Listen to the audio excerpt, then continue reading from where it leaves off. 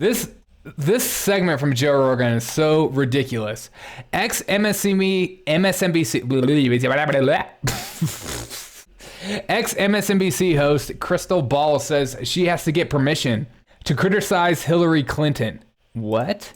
Now, ultimately, shortly before I was let go, I hate when it does this. It's like I barely clicked it, and all of a sudden, what is this?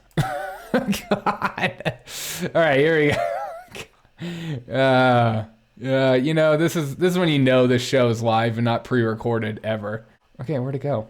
You know, this is the story of my life. Now, ultimately, shortly before I was let go, I did a monologue when Hillary Clinton was building up to run for president. It was back in 2014, so this was early on. And I did this whole thing that was like, she's sold out to Wall Street. People are going to hate this lady. She's like the terrible candidate for the moment. Please don't run. And I was allowed to say it, right? I delivered my thing. I did it exactly how I wanted to do it. Afterwards, I get pulled into an office and, you know, great monologue, everything's fine. But next time you do any commentary on Hillary Clinton, it has to get approved by the president of the network. Yeah. And think about, you know, I mean, I would love to say that I did further Hillary Clinton commentary. There's no doubt about it. But I would love to say that didn't affect me and I was just there to be a truth teller. But listen, I'm a human being. I'm sure I responded to the incentives in that system of like, I don't want to get in trouble with the boss. For sure. You know, and that's the way that it works.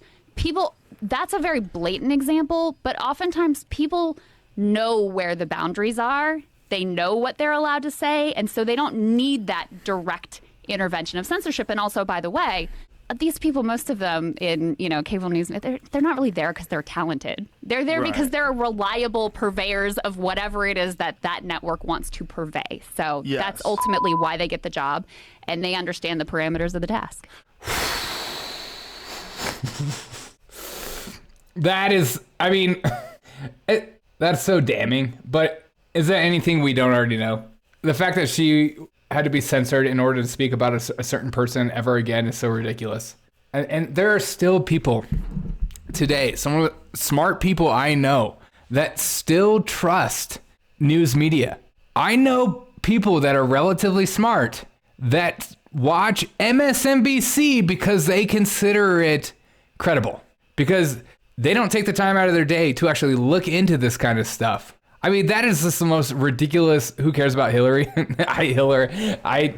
No one, but MSNBC does. I mean, why watch some? It's just one of those things too. It's like, why watch some of these cable news shows? Sometimes I catch myself doing it. I'm like, why am I even doing this?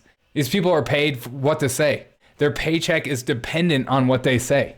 You know, if they say the wrong thing, or like you saw with the whole Paul Pelosi story, that ABC guy that got kicked, like put on leave for saying the wrong thing, and then we're supposed to like trust them or look to them for information. And these are people we trust them because we feel like, well, these people, this is their career. Like, I go to a job all day long. I don't have time to do hardcore investigation. These people do, and yet they're worse than me because they're censored, and they're censored by their bosses, and they censor themselves in order to stay on the network and get money. I like Monica Lewinsky more. Yeah, me too. Name the next pandemic that Bill Gates has mysteriously predicting. Well, Derek, maybe she wanted to continue breathing for another. Arkansas. Yeah, exactly. My family boiled their milk for about a week after the Lewinsky scandal. What is going on in my chat? I love it. I mean, it makes sense, though, with MSNBC. They're some of the worst. Let's just be honest. We watch them for the laughs, the lulz, as they say.